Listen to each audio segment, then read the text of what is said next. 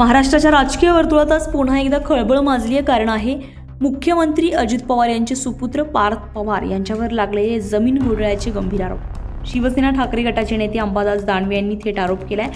साठी सगळे गुंडाळून ठेवले ना की जमीन जी ॲक्वायझेशन झालेली परत कशी मिळते, हा नियम आहे का? मग महाराष्ट्रातले अनेक शेतकरी अनेक लोक उद्यापासून चला मागतील जमीन, आमचं भूसंपादन झालेलं परत द्या, तर सरकार देणार का? ही जमीन पार्थ पवारला कशी देऊ शकतात? पार्थ पवारच्या कंपनीला कसं देऊ शकतात? तुम्ही फुले शाहू आंबेडकरांचा महाराष्ट्र म्हणतात, सर्वसामान्य माणसाला दिलेली असलेली ही जमीन असेल तर ती एखाद्या महारत्नाच्याच माणसाला मिळाली पाहिजे। यांचं बेसिक ऑब्जेक्शन आहे, सरकारला ही ऐकावं लागेल। मग कलेक्टर कसं म्हणतात की जमीन आमच्या ताब्यात आहे? मग तुम्ही 1800 कोटीचं जमीनचं 300 कोटी व्हॅल्युएशन कुठून काढलं? मग तुम्ही मुद्रांक शुल्क का नाही भरलं?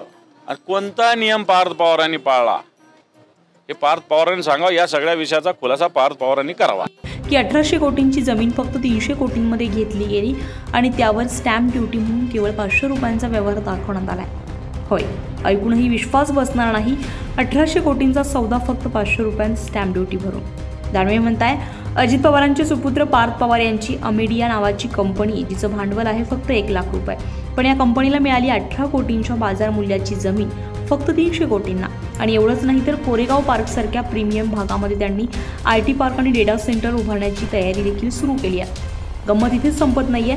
22 एप्रिल 2025 रोजी अमेडिया कंपनीनं IT पार्कसाठी ठराव केलाय आणि फक्त 48 तासांत उद्योग संचालनालयानं स्टॅम्प ड्युटी माफ करून टाकली। त्यानंतर फक्त 27 दिवसांत संपूर्ण व्यवहार पूर्ण झाला। दानवे यांनी टोला लगावला की फुले शाहू आंबेडकर यांचं नाव घेणारे अजितदादा आता महारत्नाची जमीन खिशात घालताय। हा आहे अजितदादांचा पुरोगामी महाराष्ट्र, असा आरोप त्यांनी केलाय।